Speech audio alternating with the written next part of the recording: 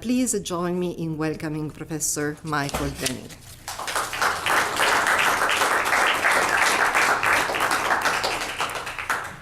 Thank you. Thanks so much for the invitation. It's a privilege to have the opportunity to speak on Gramsci, since I'm not a Gramsci scholar, but rather I think a scholar that's tried to ask Gramscian questions through most of my work. In the United States, we are, by an Italian clock, in the fall of 1924. 2 years after Mussolini became prime minister, a year when Gramsci, still the head of the still new Communist Party, was elected to Italy's parliament, still before his 1926 arrest and imprisonment, that uncertain moment before the emergence of a police state dictatorship between 1925 and 1927. And like Gramsci in 1924, we live in a confused time, with both recent memory of riveting occupations that generated new political forces. Our Turin, I suppose, was Zuccotti Park, our Gramsci, Bernie Sanders, but also with the specter of renewed fascist and police violence from Ferguson to Charlottesville, as well as an ever-emboldened regime led by a crowd-pleasing thug with a supine legislature and judiciary. So one might begin a Gramscian reflection on the emergency of Trump with two celebrated passages on authoritarian populism by Gramsci in Notebook 13. That amazing passage on how to understand the rise of right-wing movements, Boulangist movements, one that actually I read to my students the day after the Trump election, just 2 pages, reread it. And the passage on crises of representation, when social classes are detached from their traditional parties, that generate Caesarist responses. Both of those passages drew on Marx's own reflections on the sequence of election and emergency, plebiscite and coup that brought Louis Bonaparte to power. Those passages were my introduction to Gramsci 4 decades ago, as Stuart Hall returned to them to help us understand what he called the great moving right show of Margaret Thatcher and Ronald Reagan. Both of those passages warned us against a simple economism that reduced the emergence of new social movements of the right to narrow economic interests and motives.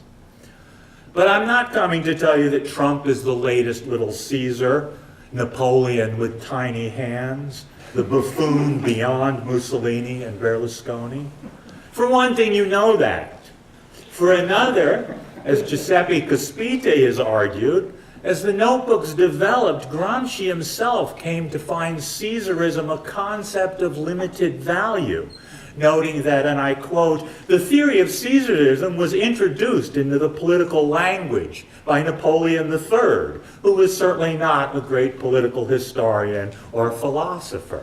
It's kind of like what's happened to the notion of a deal in politics after the art of the deal.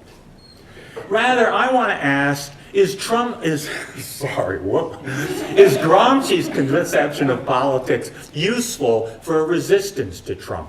A popular politics, a politics for our precarious work and life. After all, it's been long assumed that, as Eric Hobsbawm put it, Gramsci's major contribution is to have pioneered a Marxist theory of politics. And a first glance might answer no. There have been 2 major forms of Gramscian politics, and both seem exhausted. The first was the Gramscian politics of those who reimagined the Communist Party as the modern prince. This generated, through the PCI of Togliatti, a new kind of Communist Party that not only left an imprint on post-war Italy, but decisively influenced the remakings of communist, socialist, and workers' parties across Europe and Latin America.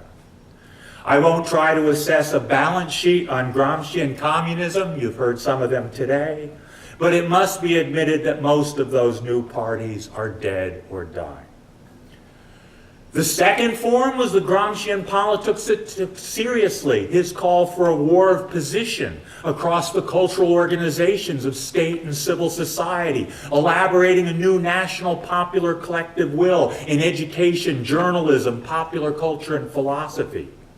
As the social movements of the second half of the 20th century invented new forms of cultural politics, Gramsci's ideas were never far away, as the subaltern rather than the party seemed the critical concept. Again, I won't try to assess the balance sheet on Gramscian culturalism. You heard some of that today. But it must be admitted that most of the forms of Gramscian cultural politics are also dead or dying. Perhaps this is not bad.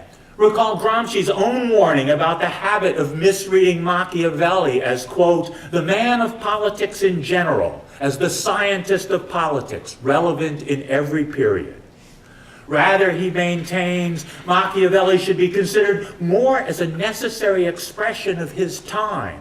Machiavelli is a man wholly of his period. His political science represents the philosophy of the time, which tended to the organization of the absolute national monarchies. Perhaps Gramsci's political science is also a necessary expression of his time.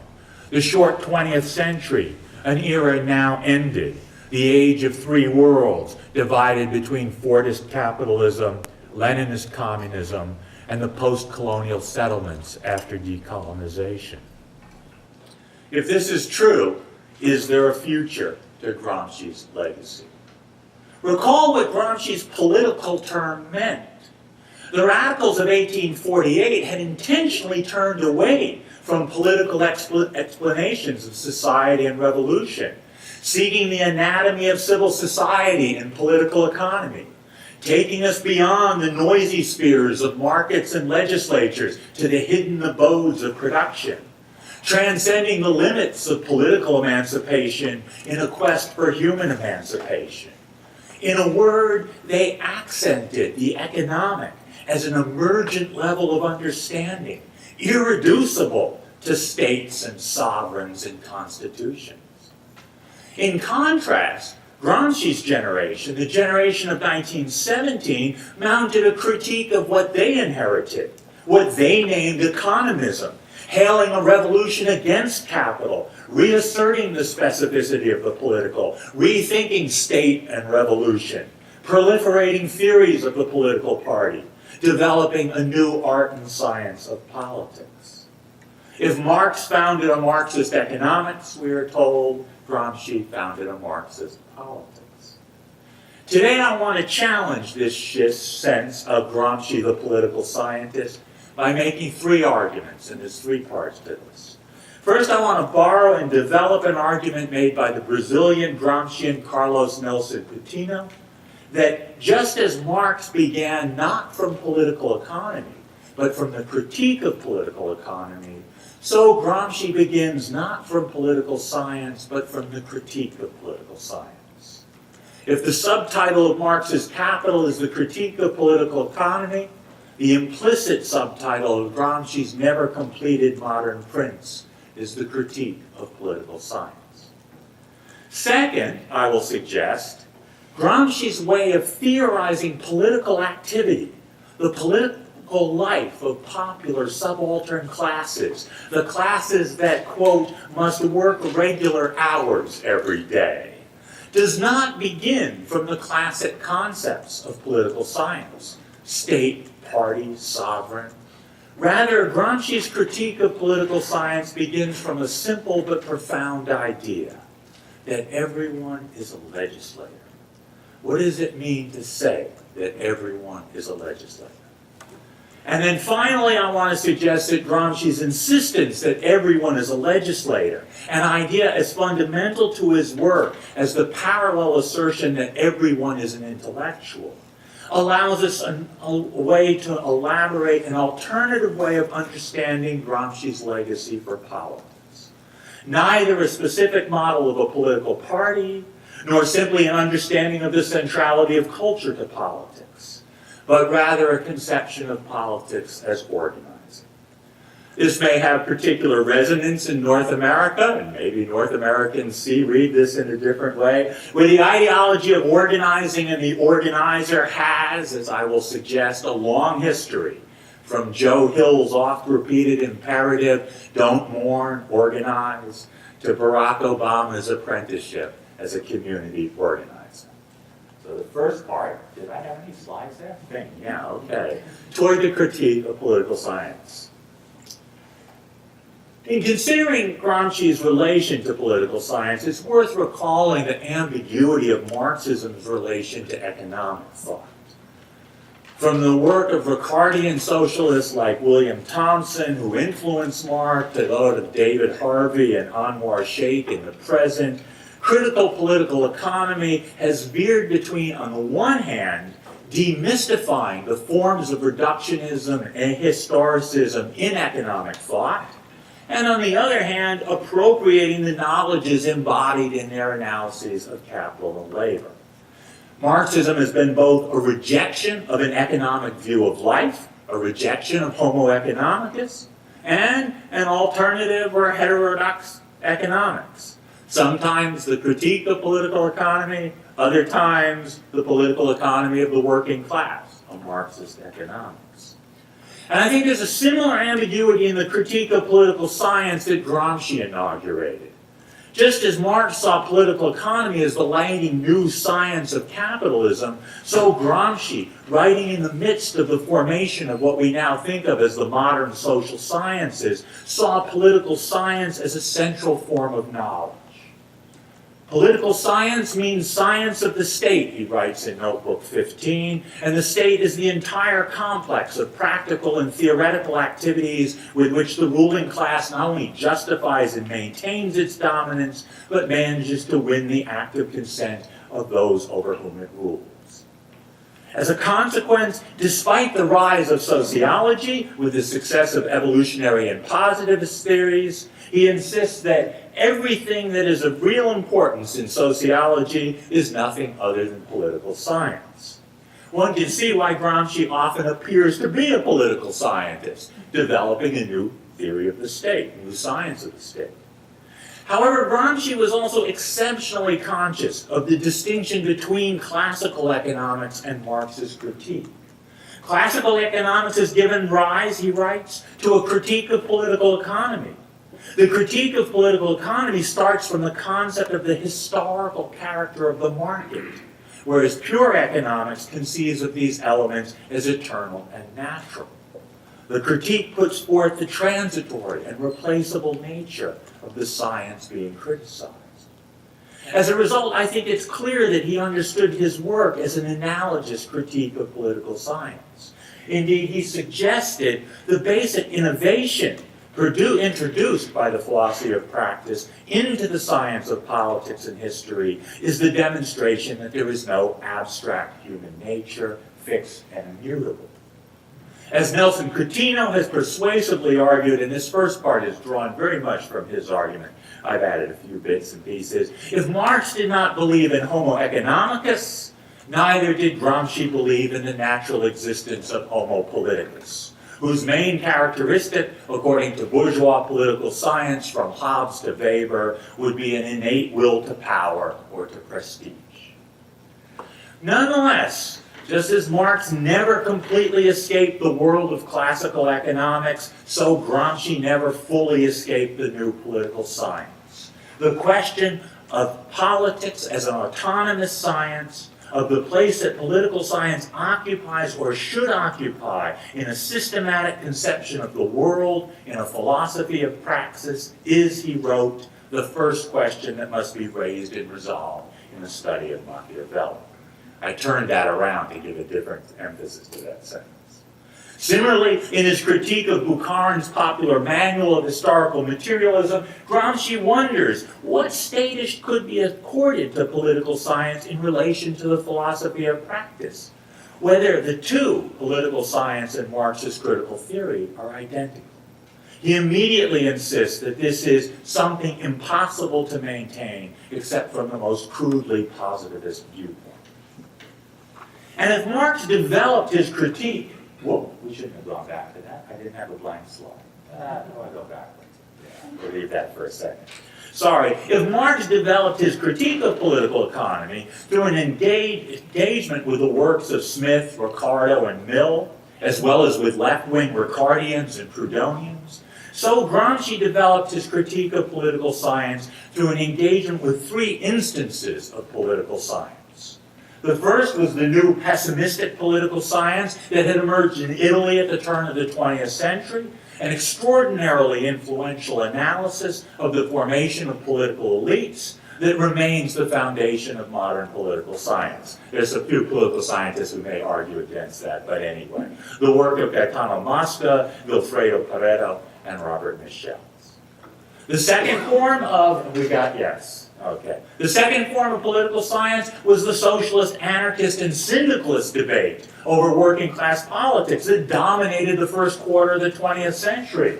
The way Rosa Luxemburg and the syndicalist Alfred Rosmer theorized the mass strikes of 1905. Rosa, a little hastily and rather superficially too, theorized the historical experiences of 1905, one of the most significant documents theorizing the war of maneuver in relation to political science. That's what he writes in her little pamphlet there, great pamphlet. And the way Trotsky and Lenin characterized the experiences of 1905 and 1970. The prison notebooks begin from the same imperative. Gramsci's desire to theorize more than a decade of political struggle, and particularly the Turin factory occupations of 1919 and 1920, and the subsequent rise of Mussolini. Finally, the third form of political science was the legacy of Machiavelli, who became increasingly important as Gramsci tried to understand the trajectory of Italian and indeed European history since the Renaissance, and whose prints would serve as an exemplar for his modern prints. From imagining in Notebook 5 a translation of Machiavelli, if one had to translate the notion prince as used in Machiavelli's work into modern political language, one would have to make a series of distinctions to projecting the modern prince in Notebook 8, the general title for the collection of ideas on political science that might be assembled into a work of political science that would be conceived and organized along the lines of Machiavelli's prints. Where then does the critique of political science begin? Not with a new theory of the state. As Nelson Coutinho argues, it begins with a simple form, a fundamental relation. You got that? Yes. The first element of politics, Gramsci argues in Notebook 15, is that there really do exist rulers and ruled, leaders and led. The entire science and art of politics is based on this primordial and, given certain general conditions, irreducible fact. Gramsci then brackets the origins of this divide.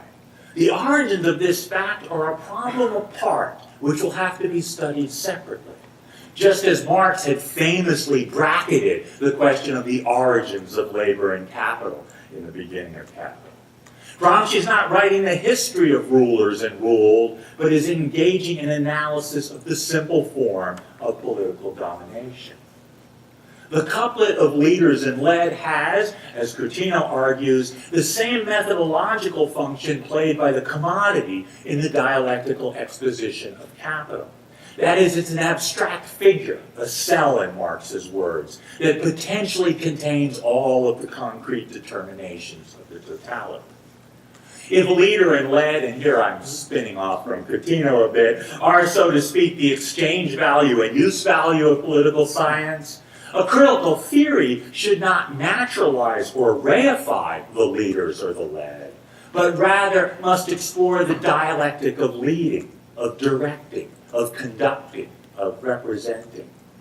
Indeed, he asks, is the initial premise the perpetual division of the human race into rulers and ruled, or the belief that this division is only a historical fact corresponding to certain conditions?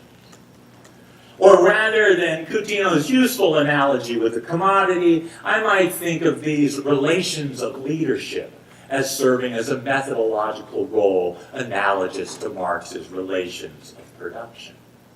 This, of course, is precisely the task of the theory of hegemony, which one might say is analogous to the theory of value in Marx. It emerges out of the discourse of political science in order to develop an immanent critique of that discourse. In addition, the key concept of historical block is also in part founded on an unfolding of this first element of leaders and led. For if the historical block is on the one hand, and people have pointed to this, Gramsci's term for the social totality, the passage from the structure to the superstructures, it's also the name for the social forces that elaborate that passage. The historical block between leaders and led, made possible by what he calls an organic attachment. So if you accept this argument that Gramsci's work is best understood not as a Marxist theory of politics, prescribing a specific form of party or state, but as a critique of political science, in which the theory of hegemony dissolves the reifications of leaders and led, rulers and ruled, any science of elites and subalterns. What then are the grounds of his critique? What is the project of the modern prince? So, the second part. Recall for a moment the passage in Notebook 8, when Gramsci first outlines the two projects of the modern prince, the two halves of his critique of political science. The modern prince should focus entirely on these two basic points: the formation of a national popular collective will, of which the modern prince is the active and operative expression, and the question of moral and intellectual reform, that is, the question of religion and worldview. Got the right one up there yet, Drew? The second of these projects, let's start there, the question of moral and intellectual reform, marks any cultural movement which aimed to replace common sense and old conceptions of the world in general.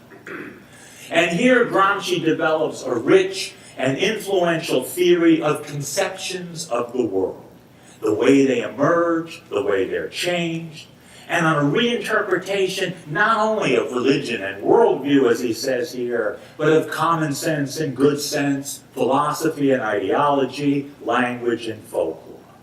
And on a detailed exploration of what he calls, one of my favorite lines, forms of cultural organization, which keep the ideological world in movement within a given country.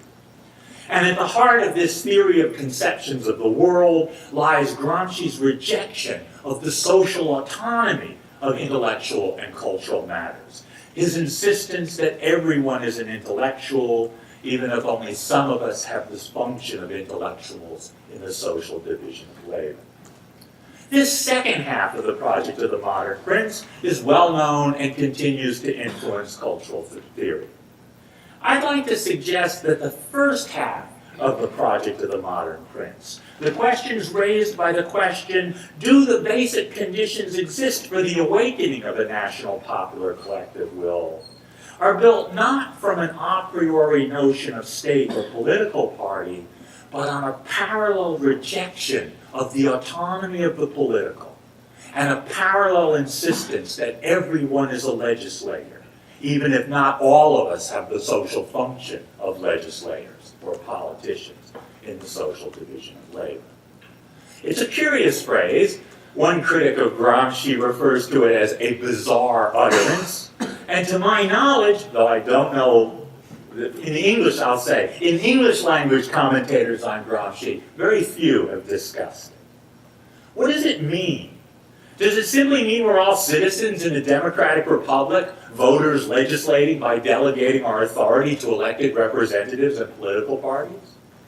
Or is it a call for some kind of direct form of legislation, ballot initiatives, whereby citizens initiate and vote on specific acts of legislation?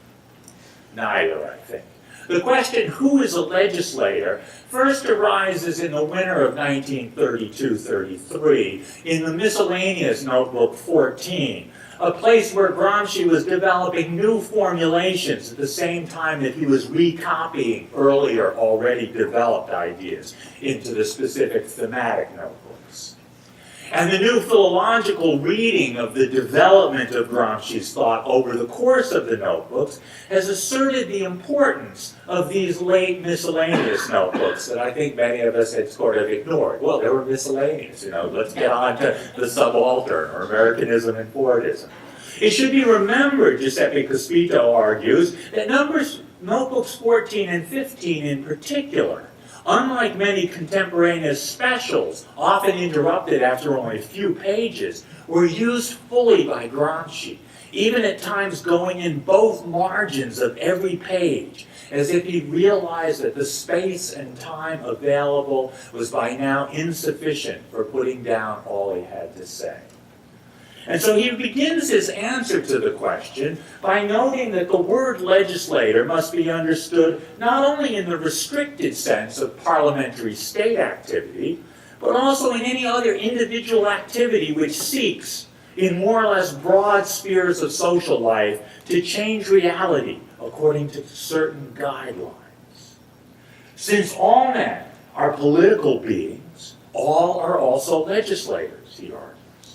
And though in its official meaning, legislators are those persons who are empowered by law to enact laws, everyone is a legislator in the broadest sense of the concept, because everyone, yes, contributes to modifying the social environment in which he develops. In other words, he tends to establish norms, rules of living and behavior. One circle of activity may be greater or smaller, he notes, and the representative power may be greater or smaller. But that only means that one's legislation will be put into practice to a greater or lesser extent in its normative, systematic expression by the representative. A father is a legislator for his children, but the paternal authority will be more or less conscious, more or less obeyed, and so forth. I recognize that. Gramsci does recognize the different degrees of power legislators have. The distinction between ordinary men and others who are more specifically legislators is provided by the fact that the second group not only formulates directives, which will become a norm of conduct for others, but at the same time creates the instruments by which the directives will be imposed.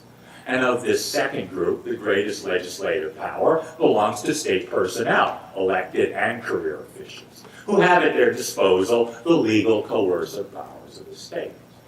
But this does not mean, he adds, that the leaders of private organisms and organizations do not have coercive sanctions at their disposal. I didn't add, even up to death, he says. But the key point is to understand the common practice of legislating in daily life. If everyone is a legislator in the broadest sense of the concept, he continues to be a legislator even if he accepts directives from others.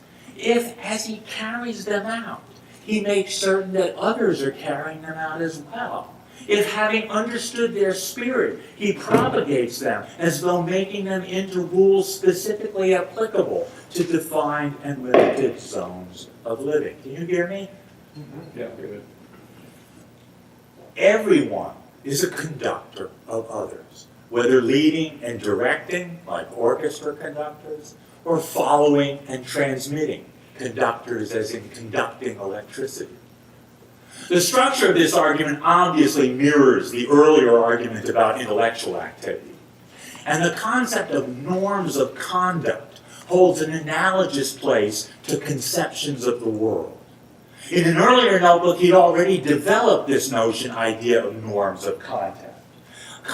On the one hand, the law, as expressive of the ruling class, imposes on the whole of society those norms of conduct that are most tightly connected to its own raison d'etre and expansion. On the other hand, the group ethic of a political association that aims to extend itself to the whole social grouping must be considered capable of becoming a norm of conduct for humanity as a whole. But Gramsci extends the idea in our daily life, in greater or smaller circles. Each of us establishes norms of conduct, rules of living, in large part by accepting them, carrying them out, and making sure those around us carry them out. As teachers of undergraduates, for example, some of you, like me, have probably legislated norms of conduct and rules of living in our classrooms, in our departments, major requirements, forms of examination, and indeed the instruments by which those norms are imposed.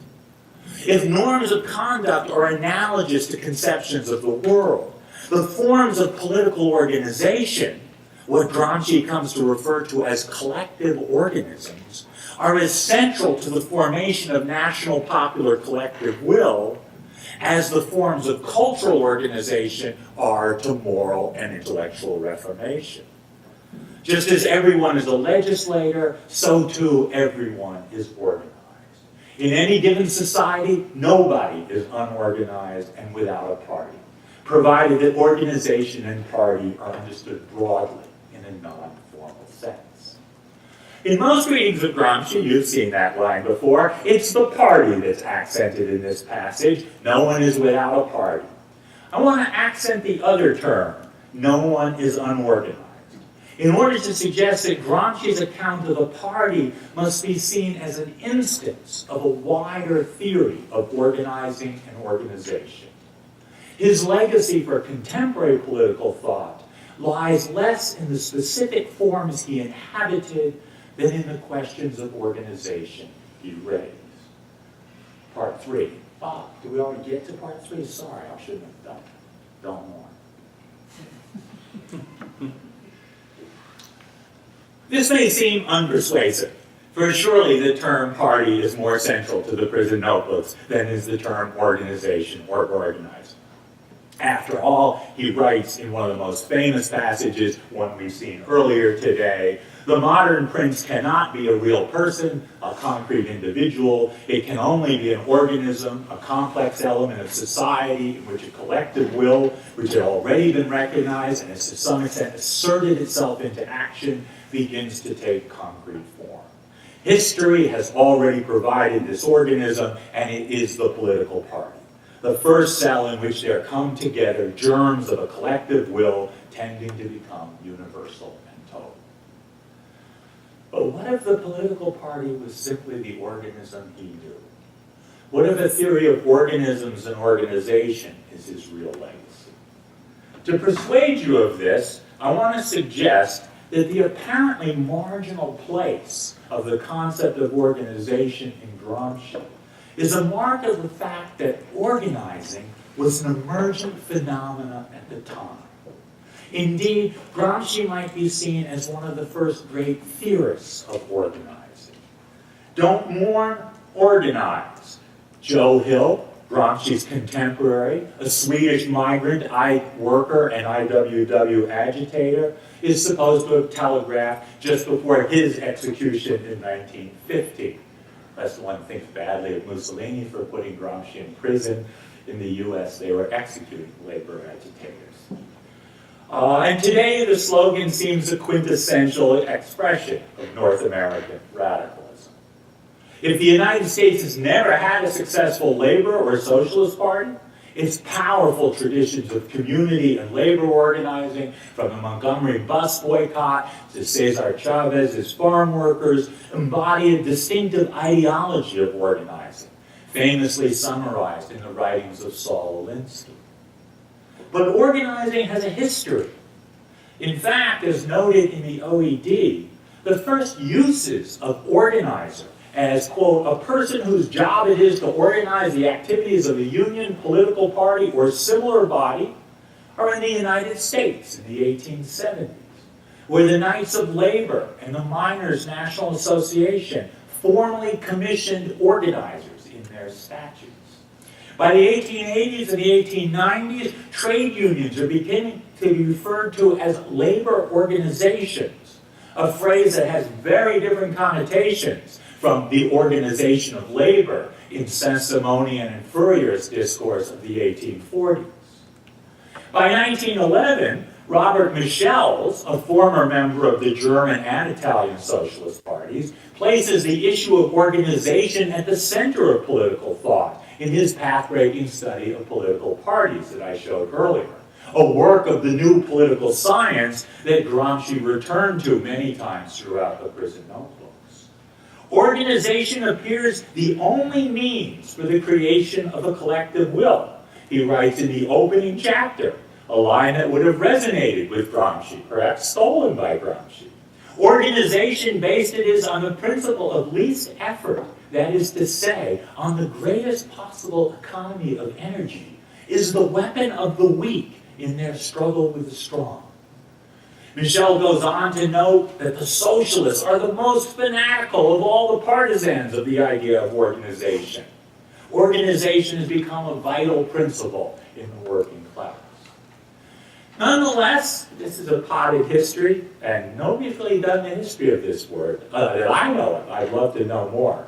There was very little developed socialist theory of organization, as pointed out by J.B.S. Hardman, really fascinating Yiddish Marxist activist who migrated from Russia to the United States after the 1905 revolution and became the education director after going through 4 or 5 different left-wing parties for the Amalgamated Clothing Workers, one of the most interesting observers of labor in the 1920s.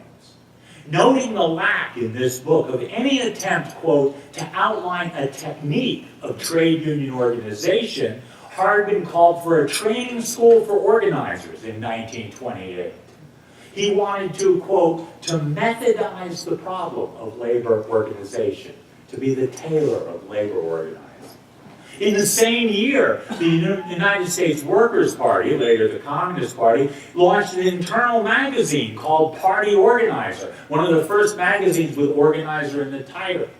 And indeed, the same year published a selection of Lenin's writings on organization, putting that together. Organizing was in the air in 1928, and the question of developing and educating young militant organizers is a central concern of Gramsci's prison notebooks. Gramsci's insistence on understanding organizing and organization broadly in a non-formal sense allows him to resist the ideological divide between the public realm of politics and the private abode of production and reproduction. He sees not only the legislators of the parliamentary administrative state, but also the legislators of the factory and the household. In another essay, I've argued that Gramsci's notion of the organization of work unites his early accounts of the Turin factory councils with his prison reflections on American methods of Ford and Taylor. Here, I simply want to suggest that for Gramsci, the organization of work means not just the labor process, how work is organized by the employer, the issues raised by Taylorism and scientific management, but also the politics at work, how work is conducted, the norms of conduct that legislate work, how labor is elaborated, how hegemony, workers' leadership, not just capital's domination over workers, is born in the factory. Gramsci's theory of organizing is thus a critique of both the pessimistic political science of Pareto and Michel's and the optimistic management science of Frederick Taylor and the Hawthorne studies at the same time, which he's equally interested in. Indeed, it might seem that scientific organization, that's not his phrase, mine for the moment, is a working class response to scientific management. And indeed, just as management theory at this moment moves from the technical and disciplinary model of Taylor to the human relations model of Mayo, so Gramsci's scientific organizing moves from technical issues of organizing to organizing as an act of hegemony, of leading and winning consent. At the heart of Gramsci's reflection on organization is a distinctive theory of what we might call political fetishism. Remember that Marx's account of what he called, in English, I love this bit, the religion of everyday life. The religion of everyday life includes several forms of fetishism. Not only the well-known fetishism of commodities, but the fetishism of the wage, the fetishism of interest, the fetishism of capital. Gramsci develops a distinctive account of political or organizational fetishism in Notebook 15. Fetishism, he writes, is when a collective organism is imagined by its own members as acting on its own.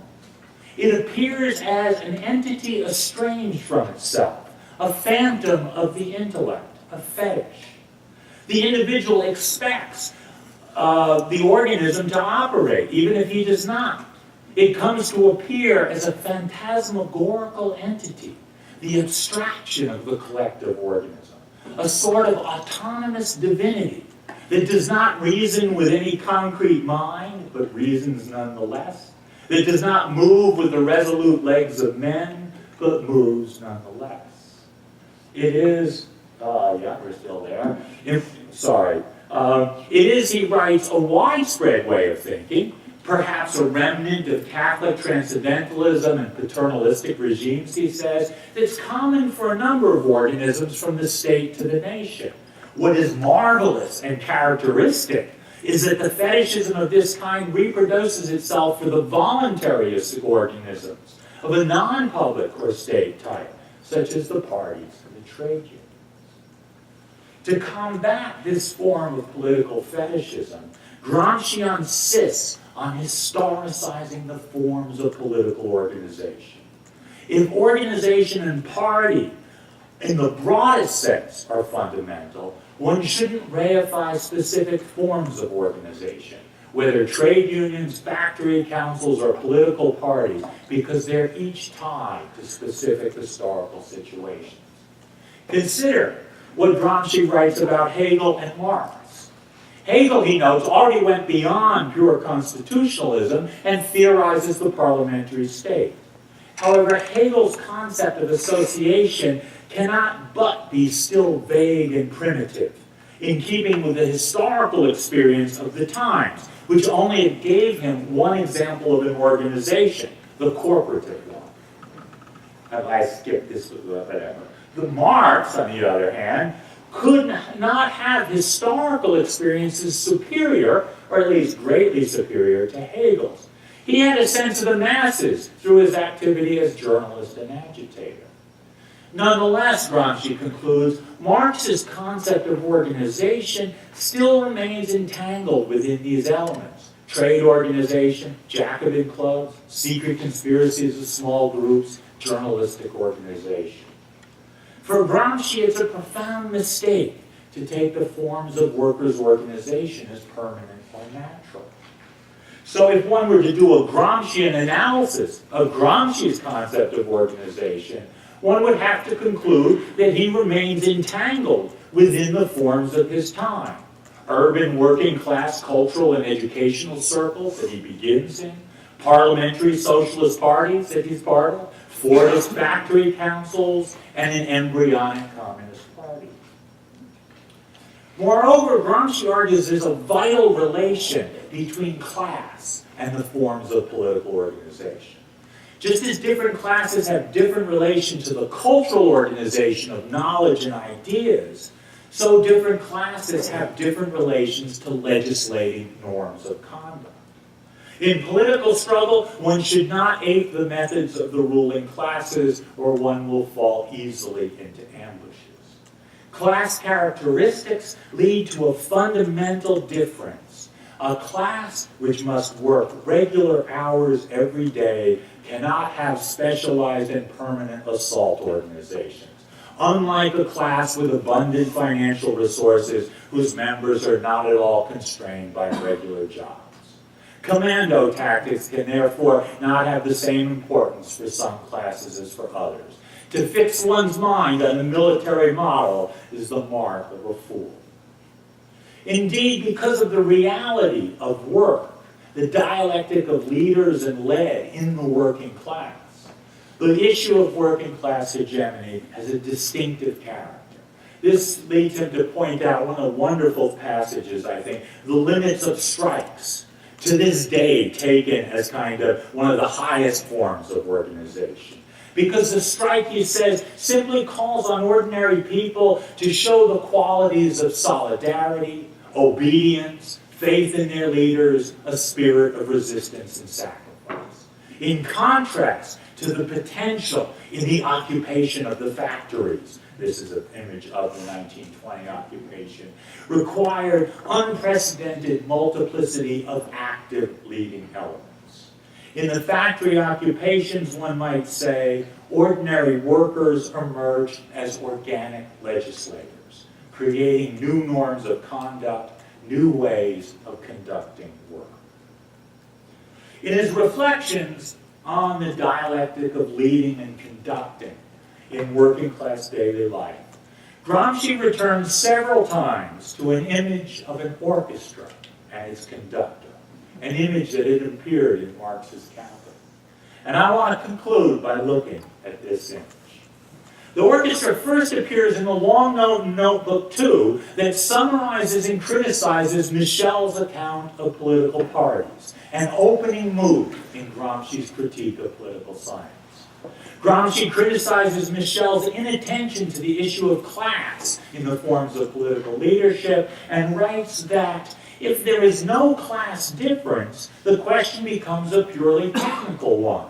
The orchestra does not believe that the conductor is an oligarchic boss concerning division of labor and education. Here the orchestra and its conductor become a model for a kind of technical relation of leadership. The second instance recasts the orchestra as a political relation of consensus. In a short note on obeying and commanding in Notebook 8, the orchestra and its conductor become an example of agreement reached in advance, collaboration, command as a distinct function, not imposed hierarchically. The third instance comes in the late important note on political fetishism that I discussed earlier. Here the orchestra becomes a figure for a collective organism that is not estranged to a phantasmagoric entity, but embodies a multiplicity united through friction. A collective consciousness, that is, a living organism, is not formed until after the multiplicity has been united through the friction of individuals. Nor can it be said that silence is not multiplicity. An orchestra that rehearses each instrument on its own gives the impression of the most horrible cacophony. Yet these tests are the condition for the orchestra to live as one instrument. None of the political antinomies faced by Gramsci in the age of the Socialist Labor Party, a century that stretched from the German Social Democratic Party to the Brazilian Workers' Party, have been overcome. The orchestra of the left still seems to be rehearsing, each instrument on its own, giving the impression of the most horrible cacophony, with versions of militant spontaneism, the occupation of the squares, the mushrooming hashtag activism of Black Lives Matter and Me Too, vying with new insurgencies within parliamentary parties, our revolution of Bernie Sanders, the momentum of Jeremy Corbyn. Moreover, we face ever new boulangers, trumped-up demagogues, mobilizing fear in the face of crisis. Yet these tests, the cacophony, are the condition for the orchestra to live as one instrument. Gramsci did not leave a handbook of political solutions. If anything, he insistently reminds us that the forms of political organization are constantly transformed, that we hold on to exhausted forms at our peril. But Gramsci's notebooks, composed in defeat, in prison, under fascism, offer a way of rethinking popular politics, the reformation of the national popular collective will. In the workplace, the neighborhood, the household, the police, the schools, even the legislature. That is, in all of the places where norms of conduct are lived and must be transformed, where everyone is a legislator.